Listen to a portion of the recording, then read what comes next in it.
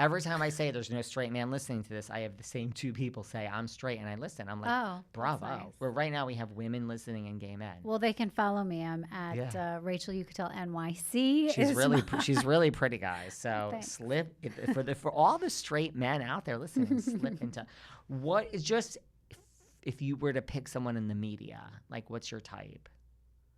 Oh, I love like the Jason Bateman type. I love him. I like that funny, all American kind of guy. I'm okay with that. Yeah.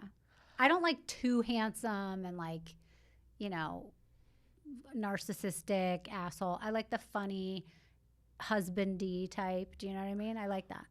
I am all about the Jason Bateman. When you say you don't like too handsome, I mean you did date PK from Real Housewives of Beverly Hills. Okay, but let me explain the thing with PK. Please do. Because the last time you were here, 2 years ago. You forgot to ask? I didn't ask you this. Okay. And this is a Housewives podcast, and people are probably like, oh, yeah. I don't know if they know you dated PK, but guys, she dated PK, Paul Kemsley, Dorit's husband. Okay, so. Rachel's like, okay, we know who it is. Okay, so PK, he started as my when I ran nightclubs in Vegas and New York, he started as my bottle service customer, and he would come in from London. He lived in London at the time.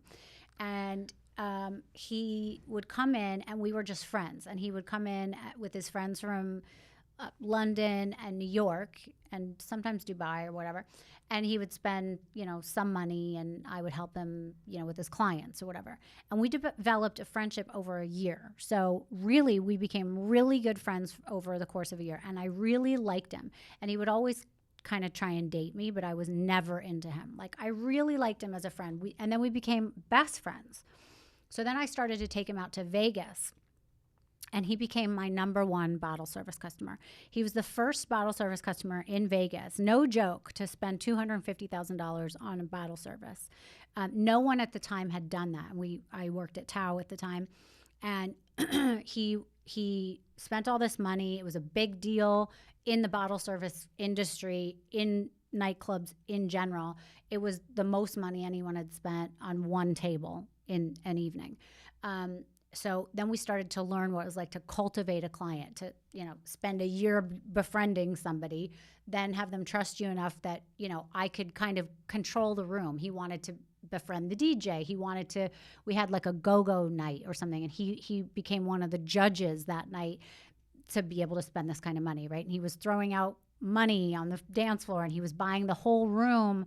I think he ended up buying rounds for everyone in the room and buying everyone at the bar. And I think he got a bottle for everyone in the place. Do you know what I mean? So it was an incredible night. It was super fun. And I really protected him. I wanted to make sure he was safe. I cared about him as a person. So we developed a completely safe, loving friendship first. So I didn't see him for what he looked like at all. I saw him as a person. And then I don't know what happened. I just kind of fell in love with him. And then out of nowhere, I was like, I love this guy. So then I started dating him long distance.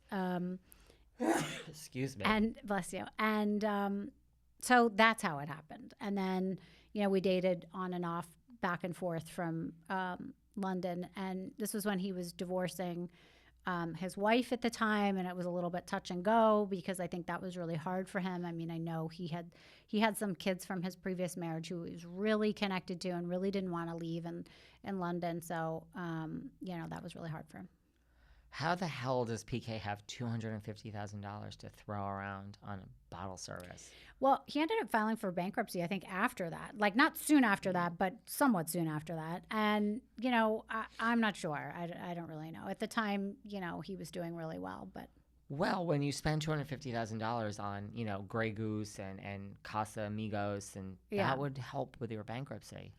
Yeah, I mean, it was a frivolous thing to do, but it got, at the time, that's what a lot of people, they were spending in the amounts of $80,000, $40,000 might have been the range. $250,000 was an incredible amount.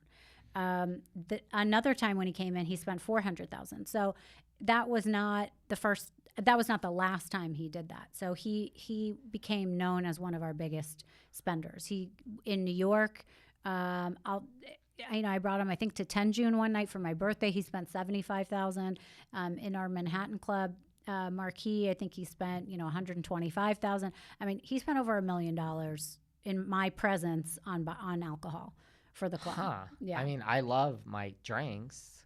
Yeah. But man, Yeah. why? Yeah. Wow. I don't know who he is as a person now and what he does when he goes out, but at that time, who he was taking his friends out and doing that. Well, I think now he spends it on Louis Vuitton and Dior and everything else for Miss Dorit Kemsley. Do they do that anymore now that it got stolen? From what I've seen on the show, yeah. I think she keeps going, girl. Wow. Interesting. Okay. Was PK a good kisser? Oh, God. I don't want to talk about somebody else's husband as a kisser. Yeah, I'm sure, but I loved him, so I thought probably he was. I don't remember. I really don't remember, quite frankly. I can't see you guys together. I can't see it. He's a wonderful guy. He really Is he? is. Yeah. Okay. Yeah. He's a very fun.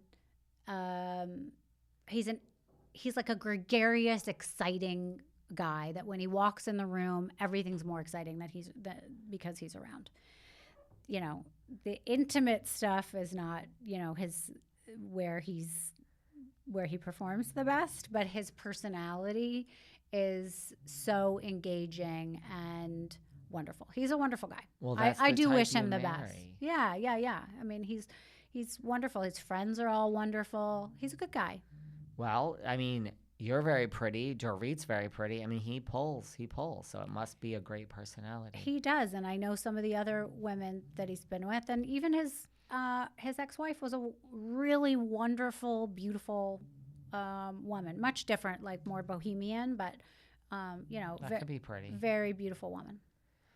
Interesting. Okay, so there you go. Yeah. Anything else you want to talk about? Everyone needs to. I mean, I know you're like, how many episodes? It's only going to be 2 episodes. Okay. Everyone needs to listen to Misunderstood with Rachel Uchitel. These are like major guests. Thank you. Yes, and I have so many more. I would appreciate it. Yeah, you can download it on Apple, Spotify, anywhere where you find your podcast. It's also on YouTube, so you can look at it there. But please listen and comment or whatever and tell your friends so we can get some advertising dollars. We might have Stormy. We have Stormy Daniels coming up. We might have Rudy Giuliani. These are the real deals, man. These are the real deals. If anyone speaks to Rudy Giuliani, please tell him to DM me. Please tell him to DM me too. And if anyone speaks to Stormy Daniels, my team has tried. I have her cell phone number. I would like her. After she comes on your podcast, we have tried. She was even on, I think, The Surreal Life on VH1. She just did another reality show, and we've even tried. Like, we were close at one point. I need a manager to get me on all these reality shows. How come I'm not on them? You could be on all these. Well, that's the thing. I mean, if there's a bully show, a villain show, this rumored villain show on E, Raquel is going to be on these shows. Shouldn't I be on it? I feel like You're I'm a the villain too, yes. OG of villains, aren't I? You are the OG. You are. Raquel should call you. Raquel should call you and ask how to handle this. Yeah, how come she's crisis. hiring people in crisis management that are just people that don't know what it's like to be in a crisis? She should call me. I think you should go into crisis management. Yeah.